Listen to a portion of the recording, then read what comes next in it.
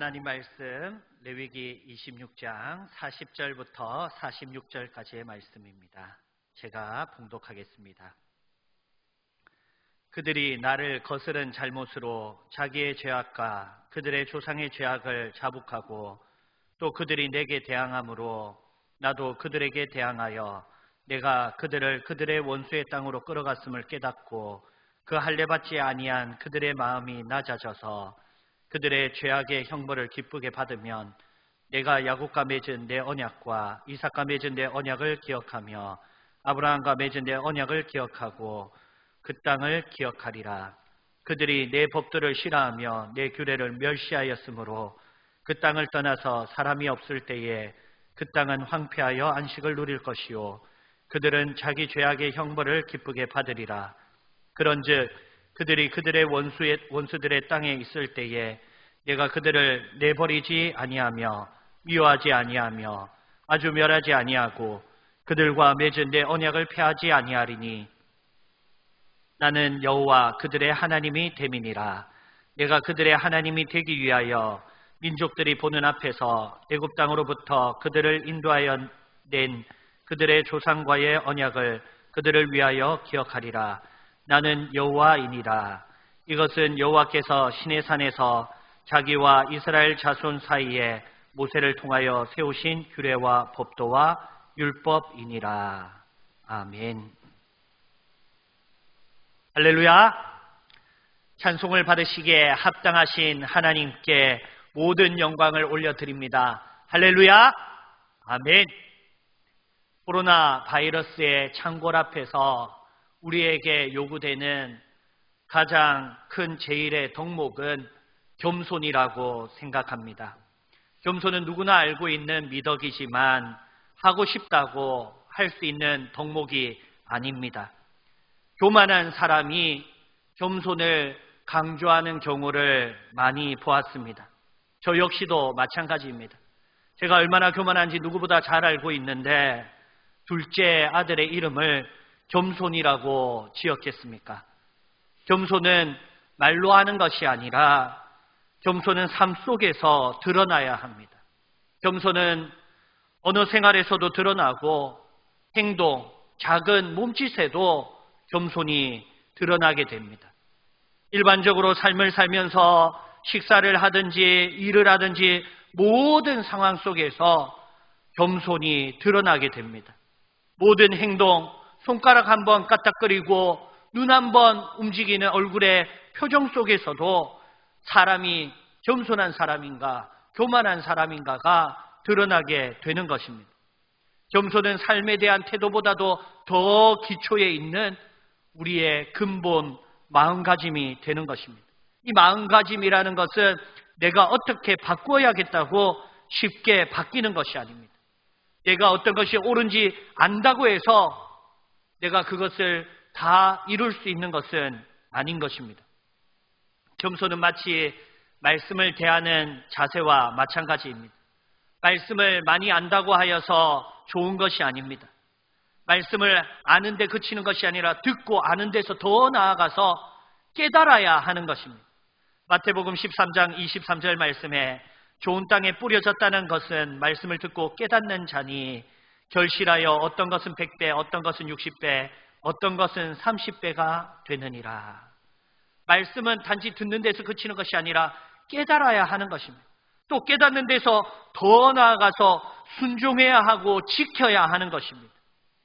또 단지 순종하는 것에서 더 나아가서 일시적인 순종이 아니라 인내하여서 계속적인 순종이 되므로 마침내 복의 열매를 맺어야 합니다. 누가복음 8장 15절 말씀에 좋은 땅에 있다는 것은 착하고 좋은 마음으로 말씀을 듣고 지키어 인내로 결실하는 자니라. 겸손도 마찬가지입니다. 아는 데서 그치는 것이 아니라 내가 깨달아야 하고 깨닫는 데서 그치는 것이 아니라 내가 지켜야 하고 지키는 데서 그치는 것이 아니라 인내함으로 이 겸손이 내 삶 가운데서 큰 복의 열매들로 결실을 맺어야 하는 것입니다. 내 의지대로 겸손하고자 하여서 겸손할 수만 있다면 이 세상에는 모든 사람들이 겸손한 자, 겸손한 자의 세상이 되었을 것입니다.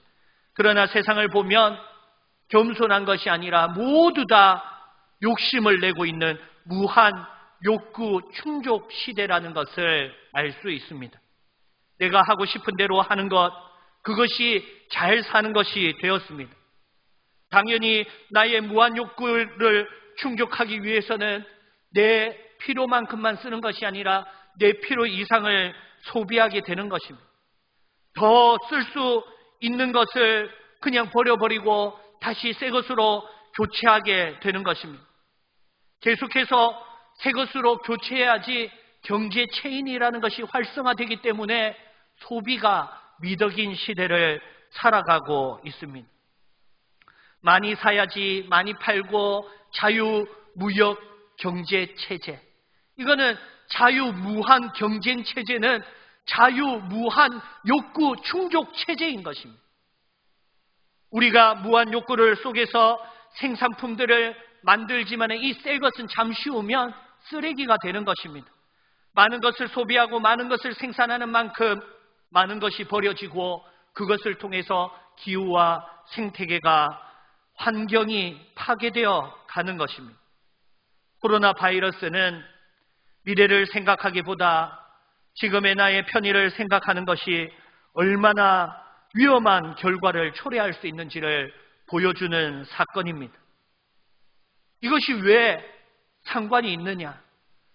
이 파괴로 말미암아서 생태계가 파괴되고 기후가 변화되었을 때에 열대성, 박쥐개체가 열대에 가장 많은 종의 분포를 가지고 있는데 이 열대성 박쥐가 기후온난화로 아열대성에 서식하게 되고 자연 생태계 파괴로 서식지가 파괴될 때에 이 박쥐라는 또 바이러스를 가지고 있는 이 짐승들이 사람이 거주하고 있는 주거지에 활동하게 됨으로써 동물 간의 바이러스가 변종이 되어서 사람을 습격하게 된다는 것이 환경학자들의 논리입니다.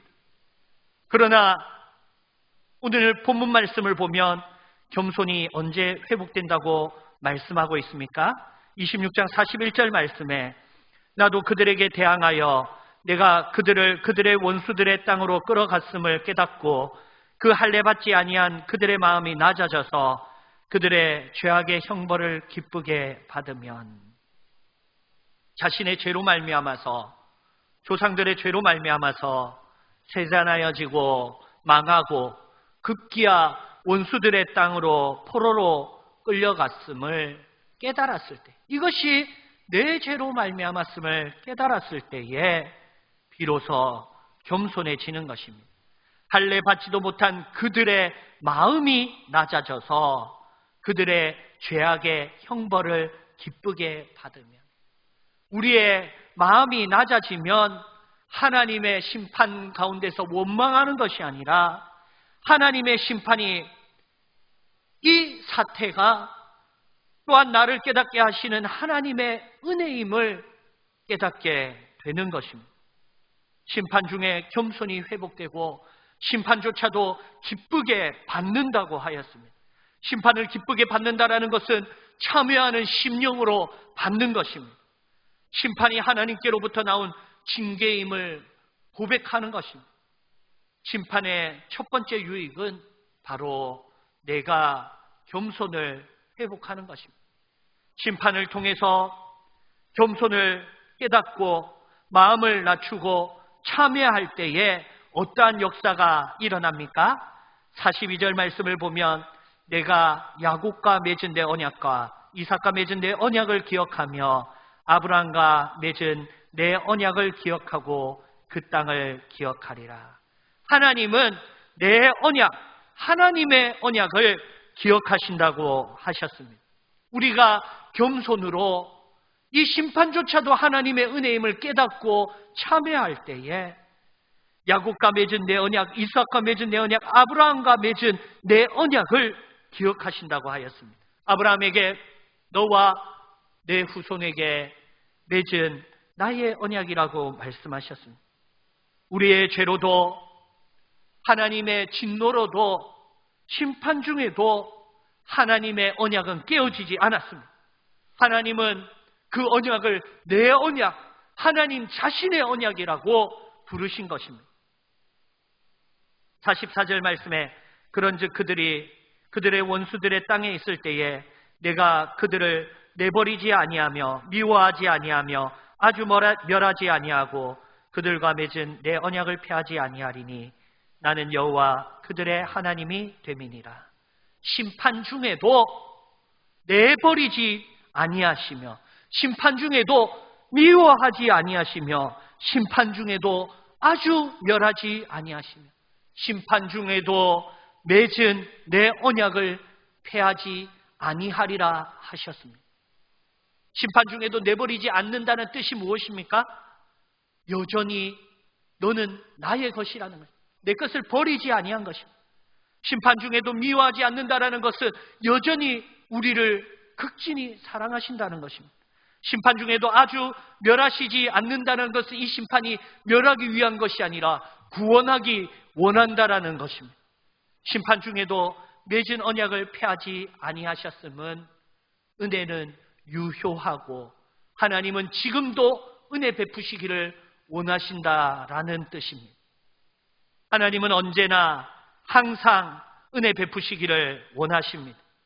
그러나 우리의 범죄와 우리의 교만 위에는 은혜를 베푸실 수 없습니다. 심판을 통하여서 우리가 겸손하여지고 우리가 하나님 앞에 자복하고 참회할 때에 다시금 은혜 베푸실 하나님의 언약을 기억하십니다. 하나님은 하나님의 언약을 기억하실 뿐만 아니라 42절 마지막 구절을 살펴보면 땅을 기억하리라 하셨습니다. 땅을 기억하는 것이 무엇입니까?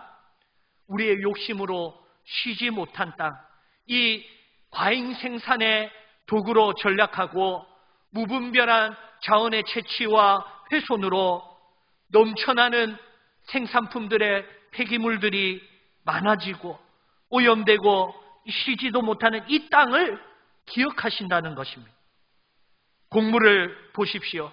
자신이 먹을 만큼을 심고 거두는 것이 아니라 정말 먹지도 못할 버려질 만큼 많은 양들을 생산하고 있지 않습니다. 그것을 나누면 전 세계에 한 명도 굶어 죽는 사람이 없을 수 있는데 무한 욕심은 그것을 저장하려고 하고 또 그것을 저장하면서 저장하는 그 비용이 더 비싸니까 그냥 버리는 것입니다. 그것을 풀었다가는 가격이 떨어지고 자신에게 손해가 오기 때문에 그것을 그냥 바다에 버려버리는 것입니다. 하나님이 은혜로 주신 우리에게 주신 식물인데 욕심으로 말미암아서 그것이 큰 범죄가 되는 것입니다. 전 세계 뉴스를 보니까 여러 남농업주들이 유통망을 잃은 우유를 하수에 버리는 것을 보았습니다. 저장하고 가공하는 비용이 높아지고 그것을 오히려 파는 것이 가격의 하락을 가져오자 저장 우유들을 하수구에 전량 버려버린 것입니다. 이것으로 많은 기아들을 살릴 수 있고 그들을 영양실조로부터 건져낼 수 있는데 자신만의 이익을 생각하는 이 무한 욕심은 아까운 우유를 버려버리는 결정을 내리는 것입니다. 우리의 무한 욕구 추구가 얼마나 큰 죄가 되고 얼마나 어리석은 결정을 할 수 있는지를 잘 보여주는 것입니다. 본문 42절 후반과 43절 말씀은 욕심과 죄로 말미암아서 지친 땅을 심판 중에 안식하게 될 것을 말씀하십니다. 땅의 안식을 말씀하십니다. 42절 하반절에 그 땅을 기억하리라. 43절에 그들이 내 법도를 싫어하며 내 규례를 멸시함으로 그 땅을 떠나서 사람들이 없을 때에 그 땅은 황폐하여 안식을 누릴 것이요 그들은 자기 죄악의 형벌을 기쁘게 받으리라. 심판을 통하여서도 황폐조차도 땅의 안식과 회복을 위한 하나님의 지혜로운 계획으로 바꾸셨습니다. 우리의 무한 욕구 충족으로 기후와 생태계가 파괴되었습니다. 그러나 코로나 사태로 인하여서 방역으로 사회적 거리두기와 봉쇄 정책을 펼치면서 아이러니하게도 생태계가 회복되고 있다는 소식이 들리고 있습니다. 심판의 두 번째 유익은 땅의 회복입니다. 첫 번째는 나의 겸손이 회복되고 두 번째는 이 땅이 회복되는 것입니다. 사람과 땅은 뗄래야 뗄 수 없는 존재입니다. 히브리어로 사람은 아담이고 땅은 아다마입니다. 둘 다 뜻은 흙이라는 뜻입니다. 땅의 회복은 그 위에 터전을 두고 살아가는 사람의 회복과 깊은 관계가 있는 것입니다. 내 겸손이 회복될 때에 이 땅이 회복되고 이 땅이 회복될 때 내가 회복되는 것입니다. 심판을 통해서 하나님은 사람과 땅을 회복시키시고 사람에게 겸손을 회복시키시고 땅의 지력을 회복시키시는 것입니다. 코로나 바이러스로 인하여서 미래는 한 치 앞도 알 수 없는 삶의 패러다임, 삶의 방식들이 많은 변화를 일으킬 것입니다. 그러나 우리가 그 변화 속에서 긍정적인 방향으로 변화하고 적응해야만 합니다. 한 치 앞도 알 수 없지만은 우리가 이 한 치 앞도 알 수 없는 이 미래에 대하여서 분명히 알고 있는 것은 겸손히 살아야 한다는 것입니다. 무한 욕구 충족과 나의 편의를 위한 삶의 방향에서 겸손히 산다는 것이 무엇인지 깨달아야 합니다. 그리스도인은 하나님이 내게 맡겨주신 만물에 대한 책임과 의무를 다해야 합니다. 하나님은 우리를 거룩한 청지기로 세워주셨습니다. 창세기 1장 28절에 하나님이 그들에게 복을 주시며 하나님이 그들에게 이르시되 생육하고 번성하여 땅에 충만하라. 땅을 정복하라. 바다의 물고기와 하늘의 새와 땅에 움직이는 모든 생물을 다스리라 하시니라. 땅을 정복하고 모든 생물을 다스리는 것은 내 욕구대로 추구하는 것이 아니라 그것을 맡은 바 책임과 의무를 다하는 청지기의 명령을 받은 것입니다. 청지기의 사명을 우리에게 주실 때 하나님이 무엇이라고 하였습니까? 그들에게 복을 주십니다. 이 청지기의 사명은 하나님이 우리에게 주신 복입니다. 오늘 그리스도인으로서 이 한 치 앞도 알 수 없는 이 미래 앞에서 겸손히 회복되시기를 주님의 이름으로 축복합니다. 겸손을 통하여서 청지기의 사명이 회복되기를 주님의 이름으로 축복합니다. 우리가 지켜야 하는 것은 무한 경쟁, 자유시장 경쟁 체계가 아닙니다. 우리가 지켜야 하는 것은 하나님의 말씀입니다. 그 방향이 전략이 될 수도 있습니다. 그 방향이 나눔이 될 수도 있습니다. 그 방향이 환경 보호가 될 수도 있습니다. 무엇보다도 겸손을 통하여서 나의 편리의 추구가 아니라 나의 사명을 발견하고 나의 거룩함을 회복해야 합니다. 코로나 사태의 어려움들을 통하여서 오히려 겸손히 회복되시는 은혜가 충만하기를 예수님의 이름으로 축복합니다. 아멘. 겸손을 통하여 하나님의 지혜가 역사할 때에 그리스도인들이 한 치 앞도 알 수 없는 다가올 새 시대에 겸손한 지혜로운 지도자로 세워지기를 주님의 이름으로 축복합니다. 말씀을 생각하시면서 기도하시겠습니다. 하나님 아버지 감사합니다. 세계가 코로나 사태로 힘들어하고 있습니다. 경제가 어려움을 겪고 있습니다. 어떻게 하면 다시 이전에 풍성했던 삶으로 돌아갈지를 생각하는 것이 아니라 무엇이 잘못되었고 무엇을 바로잡아야 하는지를 아버지 하나님의 말씀을 두고 깨닫게 하여 주시옵시고 이 어려움을 통하여서 내 자신의 겸손이 회복되어지고 이 땅을 향한 청지기의 사명이 회복되어지며 땅이 회복되어지는 역사가 기적과 같이 일어날 수 있도록 성령 하나님 보내어 주시옵시고 우리와 동행하여 주시옵시고 우리의 지혜로운 생각 위에 기름 부어 주시며 우리가 겸손을 아는 데서 그치는 것이 아니라 품고 지키고 인내하여서 하나님의 큰 복을 받는 겸손의 자녀들로 세워지게 하여 주시옵소서. 우리를 위해 십자가 지신 겸손의 왕 예수 그리스도를 본받게 하여 주시옵시고 자신을 위해 사는 것이 아니라 많은 이들을 위해 내어주신 삶을 우리도 겸손히 따라 십자가의 길 걷게 하여 주시옵소서. 모든 은혜 주실 줄 믿고 감사를 드립니다. 하나님의 사랑하는 자녀들을 지켜주시며 깨닫게 하시며 이 코로나의 어려운 가운데서도 보호하여 주시옵소서. 지금은 우리 주 예수 그리스도의 은혜와 하나님 아버지의 사랑과 성령 하나님의 역사하심이 여기 모인 모든 무리 위에 지금부터 영원토록 항상 함께 있을지어다. 아멘.